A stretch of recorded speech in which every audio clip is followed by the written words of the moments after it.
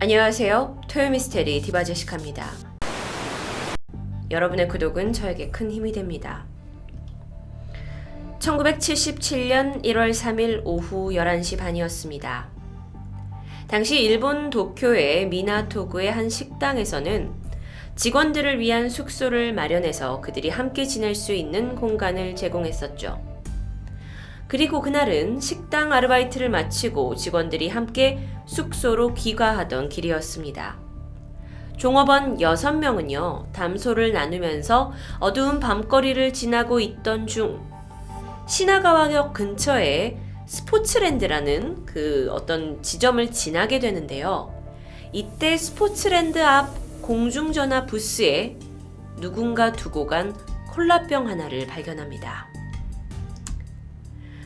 자, 이 콜라병은요, 아직 개봉이 되지 않은 상태였기 때문에 일행들은 이걸 보고 누군가가 여기서 전화를 하다가 이 콜라를 두고 갔구나 라고 생각을 하게 되죠.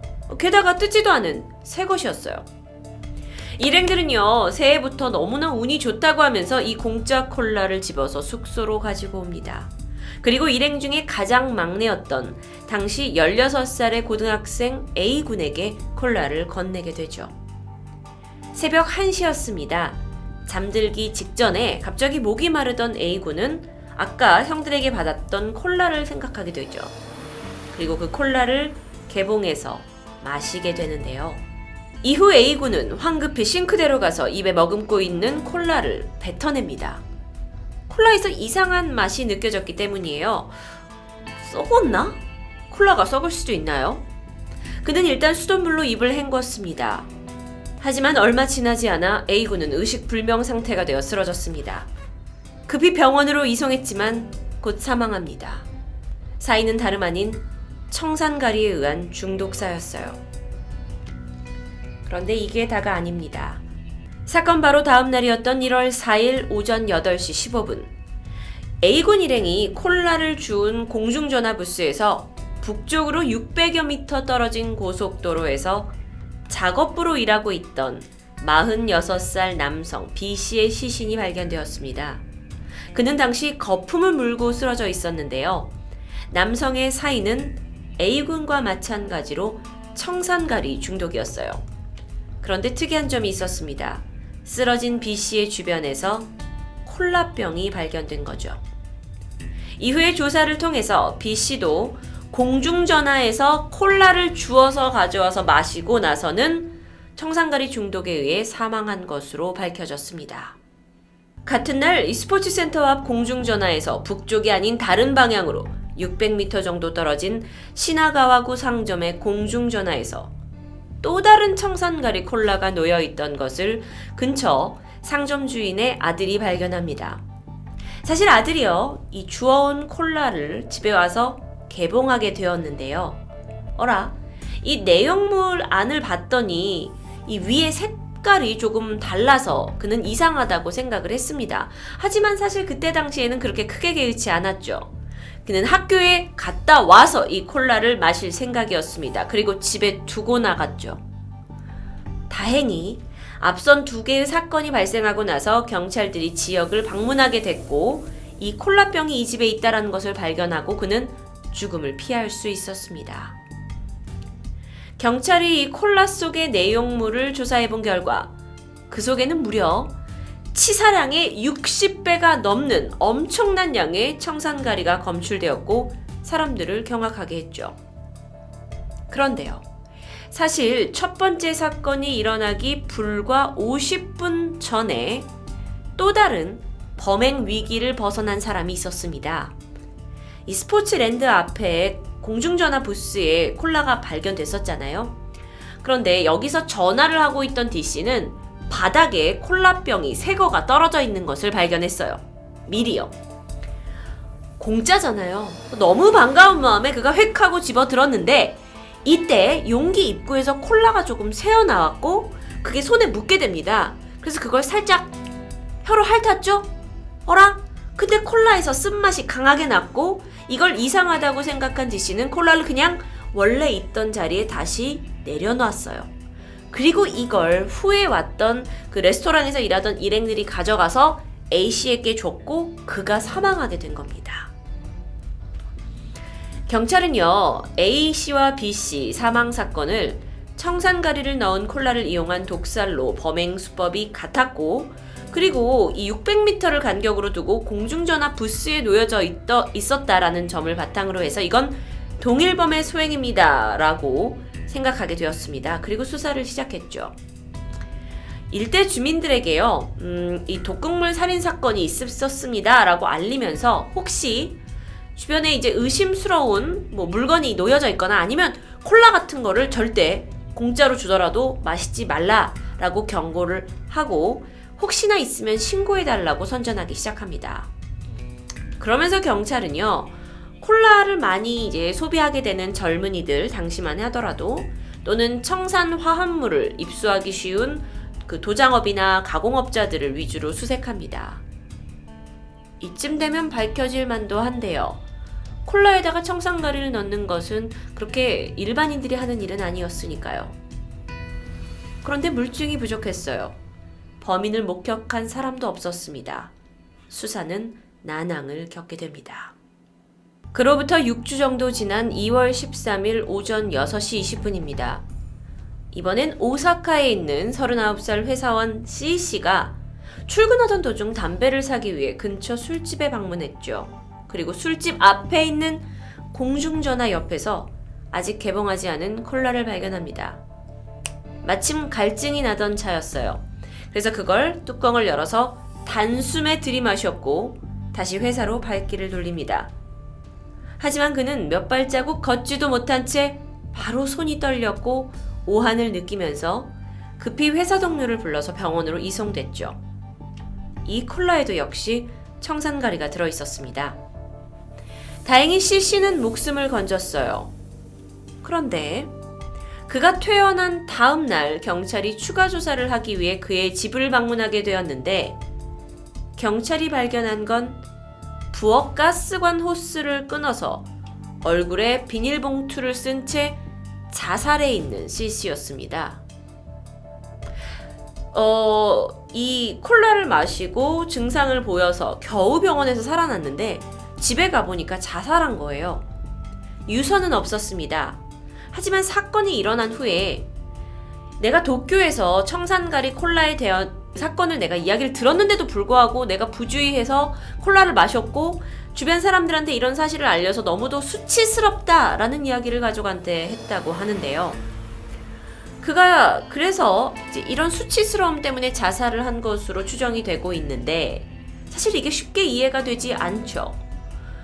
그래서 그에 대한 의문과 실제 C씨가 콜라를 정말 마신 걸 본 사람이 없다라는 거, 그리고 병원에서는 그가 위급한 상태로 왔지만 식중독이라고 이야기를 했다라는 점 때문에 일본 언론에서는 당시 C씨 죽음에 관한 많은 논쟁이 있기도 했다고 전해집니다.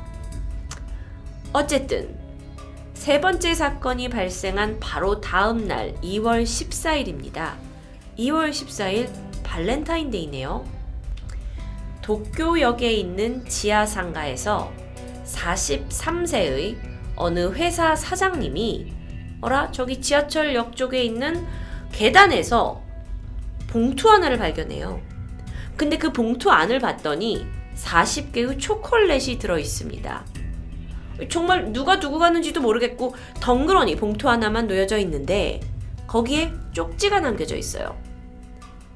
교만하고 꼴보기 싫은 일본인들에게 천벌을 내린다. 근데 이게 도장으로 찍혀 있었다고 합니다. 당시에 일본에서는 청산가리 콜라 사건이 전역에 퍼지고 있었기 때문에 그는 이 봉투를 의심했고 곧바로 경찰에 신고를 하게 되죠. 처음에요, 경찰은 초콜릿 봉투니까 단순 분신물로 처리를 하게 됩니다. 그날은 게다가 발렌타인데이였고 하니까 누가 이렇게 가져가다 두고 왔겠지. 근데 이게 아무리 시간이 지나도 찾아가는 사람이 없었어요. 그래서 결국 그 초콜릿 제조회사에다가 반품을 시킵니다. 그리고 물건을 받은 제조회사에서는 혹시 모를 일에 대비하기 위해서 제품을 성분을 검사를 했는데요. 그 결과 초콜릿 안에도 청산가리가 주입되어 있는 것이 밝혀집니다. 제조회사는 이 결과를 경찰에 알리긴 했지만 역시 이걸 가지고 범인을 찾을 수는 없었어요. 그런데 여러분, 같은 날입니다. 도쿄역과 매우 가까운 칸다역 화장실에서 남성 F씨가 포장도 뜯지 않은 초콜릿을 발견하게 됩니다. 또 초콜릿이에요. 그리고 그가 얼씨구나 하고 이걸 바로 입에 넣게 되죠. 그는 얼마 지나지 않아 쓰러졌고 의식불명 상태로 구급차에 실려 병원에 갔지만 다행히 목숨을 건지게 됩니다. 병원은 원인을 식중독으로 판단을 했고요. 처음에는 남성은 다음날 퇴원이 가능할 정도로 회복이 빨랐어요. 그래서 이게 청산가리 사건과 뭐가 연계가 될 거다라고 생각지도 못했다고 합니다. 근데 경찰이 조사 지역을 넓혀가던 중 이 사건에 대해서 듣게 되었고 이 초콜릿 성분에서 청산가리가 검출됩니다.